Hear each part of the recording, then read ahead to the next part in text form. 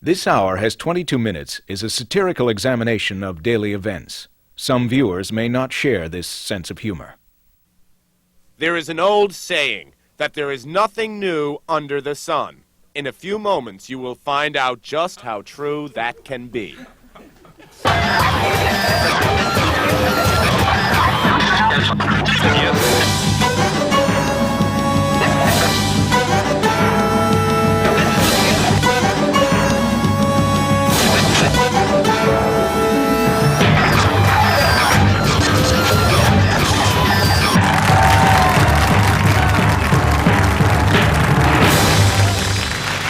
Welcome to day 2 of 1995. We'd like to thank our producers for the present. We all love the new car freshener.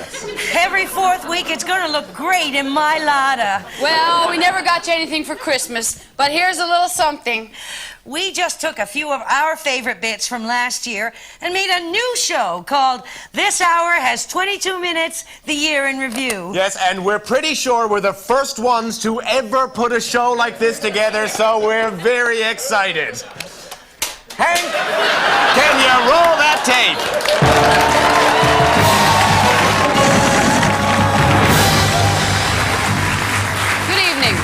Last week, Finance Minister Paul Martin gave it Canadian straight. We can look forward to big spending cuts and still more tax increases. The government is looking to Australia's recent austerity program as a model.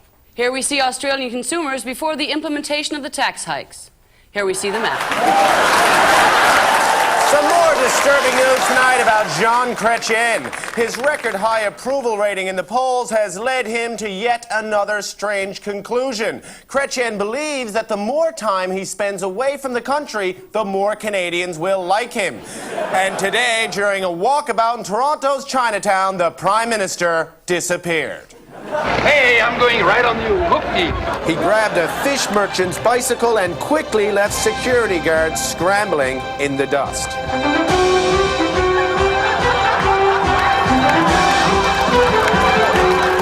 So far, Chrétien sightings have been reported in Australia, Hong Kong, and Boise, Idaho. Asked for comment, Chrétien's wife Aline pleaded that the PM phone home. The Queen and the Duke of Edinburgh visited Russia last week. Fed up with constant scrutiny at home, the royals wanted to visit a country with no tabloid newspapers or trashy authors. The elite aerobics unit of the former Red Army was ready for the royal occasion. And 3 more, and 2 more, and 1 more, and take it back to top. Other entertainers who greeted the Queen included the 2 Eggmen from the Beatles' Magical Mystery Tour. But the highlight of the visit occurred in St. Petersburg, where the royals were introduced to what remains of the Russian royal family, whose reign was severed many years ago. Other highlights on the royal visit included a trip to the ballet and 6 hours in a bread line. Due to the almost complete failure of UN peacekeeping initiatives worldwide, the United Nations has been experimenting with downscaling their famous blue-bonnet world peacekeeping troops and are now covertly deploying a smaller pink-bonnet domestic peacemaker unit. This Hour Has 22 Minutes in a special report brings you to the front lines of one such conflict where we join Corporal Max Fevela, a member of the crack experimental team. Corporal Fevela, can you hear me? Yes, Molly, I'm here in the living room of Rosary and Dick Linegar, co-belligerents in the ongoing Linegar skirmishes. I'm about to make an intervention. Okay, excuse me. Hello, I'm part of the UN Proactive Forces. I've been sent in here to negotiate an end to these hostilities. Shut up! My intervention today just seems to escalate the conflict, Molly. I don't really understand the basis of the conflict here, and frankly, they're starting to get on my nerves. But hasn't Boudreaux's galley furnished some sort of plan for you? Any kind of a tactical scheme? Can't you make a preemptive strike or something of that nature to put an end? Here while she threatens to brain me? Well, unfortunately, sir, under the terms of my deployment and the Geneva Agreement, I am unable to intervene at that level. What are you doing? I'm Corporal Fevela. I've made a tactical withdrawal into the no man's land, the kitchen. I'm pinned down here now, Molly, and Mr. Linegar is upping the ante.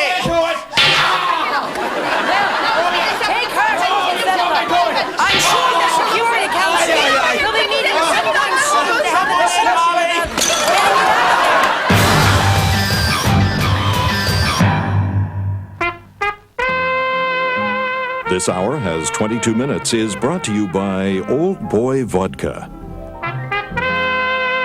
Old Boy Vodka. You can't smell it on your breath.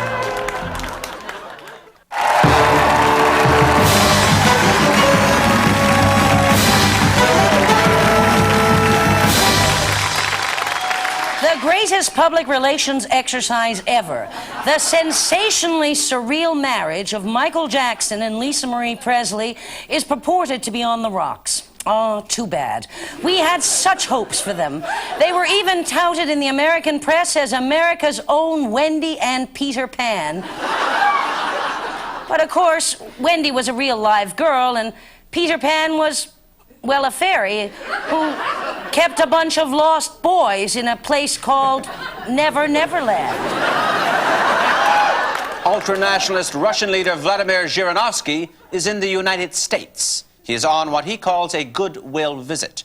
He joins us now from San Francisco. Hello, Vladimir. Hello. Vladimir Zhirinovsky, some people think you are a dangerous lunatic and a threat to the civilized world. Yes, I am. How do you explain your continuing popularity? Я буду принимать участие. Now is winter of discontent. I'm off to see the wizard. I'm late for a very important date. Are you looking at me? I'm the only one here, so you must be looking at me. I'm just a cowgirl who can't say no. The horror. The horror.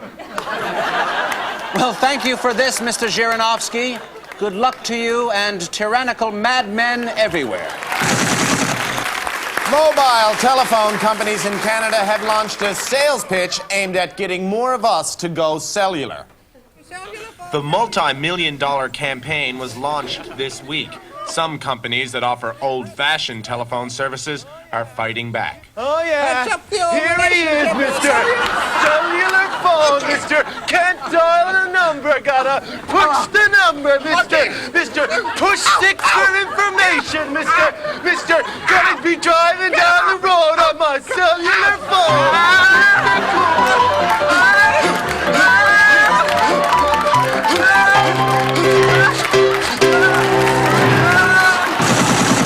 The waters off the coast of Nova Scotia were a blast last week. The Canadian Navy intentionally detonated a bomb the size of a telephone booth to test the hull strength of the HMCS Halifax, a Navy warship.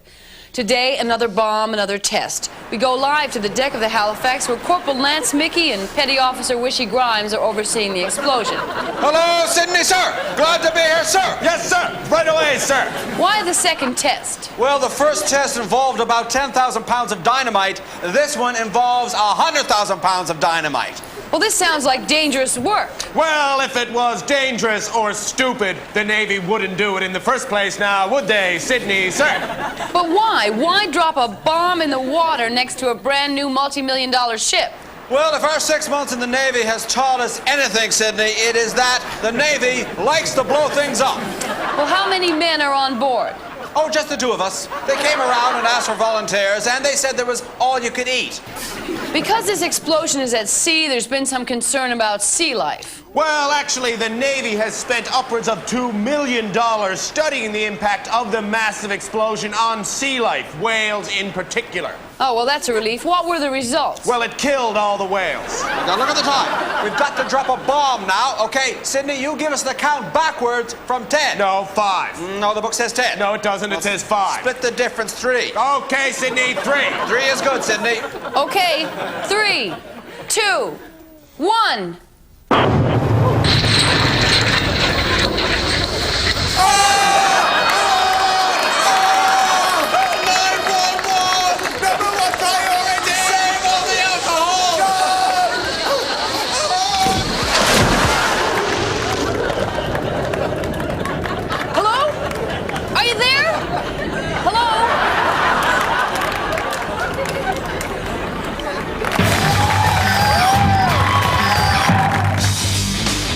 To the Ground presents Leonard Cohen's younger brother Bernie and his music for people who like their Cohen a little upbeat.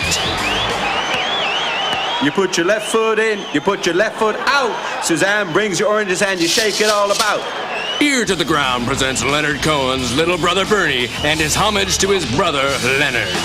There was a man who had a girl, and Marianne was her name. Oh, so long, Marianne, so long, Marianne. It's time we began, and Marianne was her name. Oh! Leonard Cohen's Little Brother Bernie. Ear to the Ground.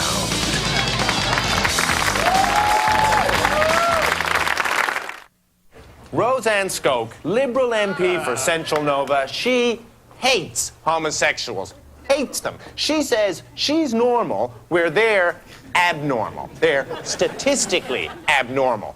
I guess it depends on how you look at these things, really. For example, how many homosexuals are there in Canada anyway? Somewhere around a couple of million? And how many little tiny 4'5" female MPs are there running around these days? Not many. I'd say somewhere around the area of maybe, one?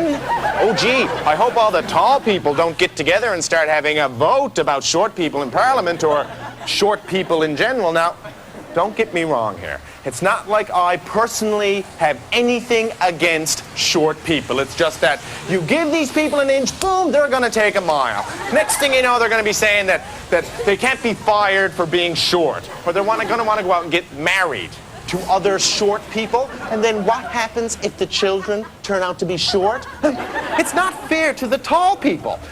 And I know what I'm talking about here. I never told anyone this before exactly, but a number of years ago, I, experimented, with being short. And I realized that as an adult short person, that would make me unnatural. That would make me immoral. It would make me a threat to Canadian families all across this country. So, Roseanne, you should do what I did. You should do what Sven Robinson did, for God's sakes. When we were 4 feet tall, we just made a conscious lifestyle decision to keep growing. And, if you're not up to the challenge physically, you should really consider it mentally.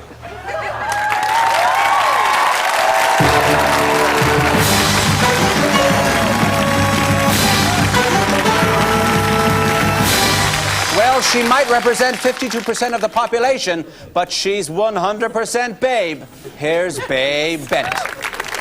Well, get a load of this. Over in Sweden, 41% of the people in Parliament are of the female persuasion. Why, that's almost half.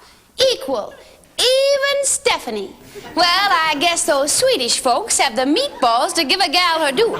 In this country, dames make up a paltry 18% of the parliamentarians. Of course, over in Sweden, they have a deluxe daycare system, so a gal can go to work without taking out a second mortgage. But it's more than that. What is it about a gal with gumption that makes a fella run for cover? I think it all goes back to when we were running around naked, eating with our hands. And I'm not talking about last Saturday night at my place, either. Oh, I know, way back when, we made those great big hairy-chested lugs feel like they alone were in charge of the rock pile. We stroked their fur and picked thorns out of their paws and made them feel superior. Well, anything to get them out of the cave so we could talk. Well, trouble is they bought it, and now they won't give it up. Well, us gals are still 52% of the population. And if a few more of us ran for office and the rest of us voted for them, why, there just might be a few new bathrooms in the boys' club after all. Hey, wait a minute, he says. I can't work for a dame. She's too emotional. It's her time of the month. Why, she might go berserk under pressure. Why, don't worry, little man. We wouldn't lose our marbles and take away your vote or nothing. Or burn you at the stake. Or make you stay home and wash your unmentionables while you're stuffing a chicken. Now, that would be really crazy. No, we just want equal representation, I guess. I know. We'd call it democracy. Oh, come on, boys. Play fair. The change is coming anyway, because some of us, about 52%, ain't going back to the cave. No, sirree. No, thank you. Not on your life. The government of Canada has refused to okay a 2-cent increase in postage costs. This decision comes despite the fact that the post office has already gone ahead and printed millions of new 45-cent stamps. Rather than being stuck with the useless stamps, Canada Post has come up with a new plan and unveiled yet another stamp, the negative 2-cent stamp. Although it costs 2 cents and must accompany the new 45-cent stamp, officials point out that once a negative is added to a positive, the lesser number is always deducted from the greater, meaning that although you've now spent 47 cents, you're actually mailing a standard 43-cent letter. Well, she's fed up and she's back in bed. Here's Marg Delahunty. Politics. If it's not boring your pants off, it's tormenting the daylights out of you. Hi, I'm Marg Delahunty. I'm sunk low. I'm despondent. I'm at a low ebb. I've hardly hauled my head off the pillow all week, and I'm not even considering touching my tender tootsies to the cold linoleum till at least one of John Cretton's Liberals starts acting like a Liberal. Oh, my, the Canadian body politic must be a cadaver by this time. It's been sacrificed so repeatedly on the high altar of lies, broken promises, and unrequited dreams. Jobs, jobs, jobs is what they went in on, and cuts, cuts, cuts is all they've been jawing about ever since. What were we talking to ourselves in a room full of deaf people there last October? Not even a grain of truth, apparently, in the entire bucket of red book hogwash. And when I heard that Lloyd Axworthy, whom I love, was in town trying to sell us on further cuts to the social safety net, well, it went through me like a dose of salt. Go on. Go on, I'll be all right. Don't be worrying about me. If I get hungry in a couple of weeks, I can always suck my clothes. Lloyd Axworthy, in town. Lloyd, hi, I'm Marg Delahunty. I just hauled the house coat on over my night just because I had to talk to you. Did you just get out of bed? Oh, yes, my darling, but I got to tell you. I didn't mean to wake you up. Lloyd, they're using you.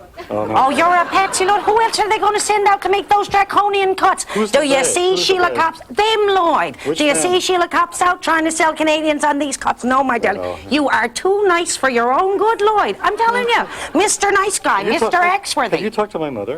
No, my darling, but I'd love to meet your mother. You're my favorite, Lloyd. And, and who else would they send out to make those cuts now, Lloyd, but you? Mr. Cow Dung would melt in your mouth. Mr. wouldn't say water if your mouth was full of it. God love you, Lloyd, but don't take the fall for him, Lloyd. Boy, you know what's right and do it.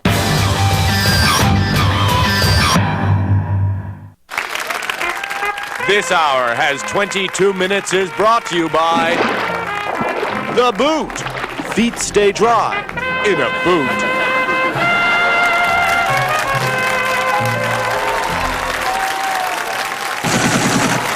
The next time the space shuttle goes into orbit, it will carry with it rats. A spokesperson for the space program said that the bringing of rats into space is just part of NASA's ongoing research.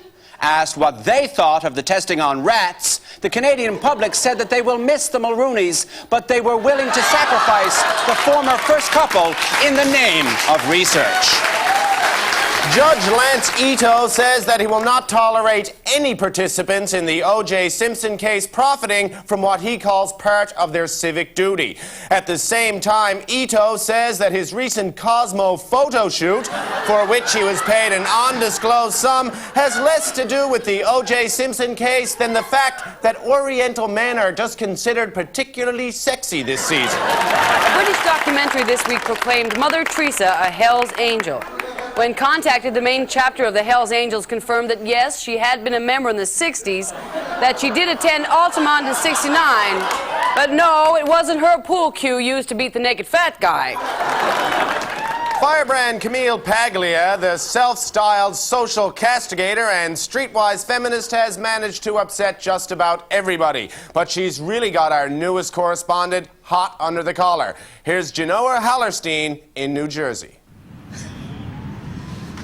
Camille Paglia, What a heistmeister.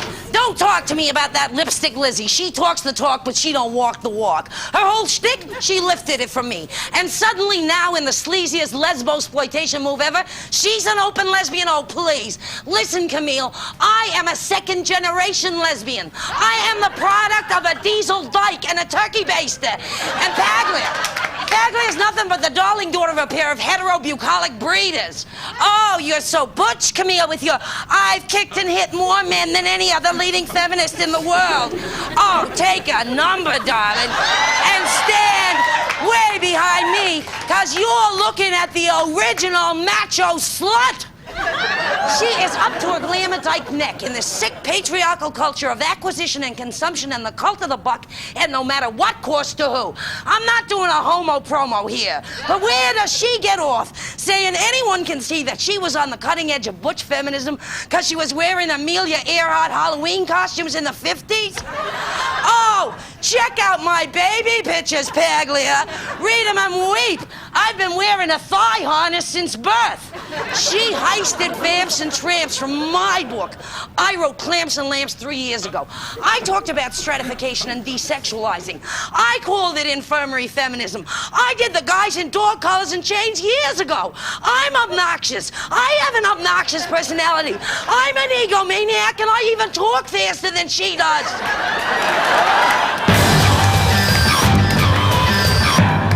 Well, that's the way we saw the world in 1994. See you all again next week. Same time. Same place. New Year. Good night.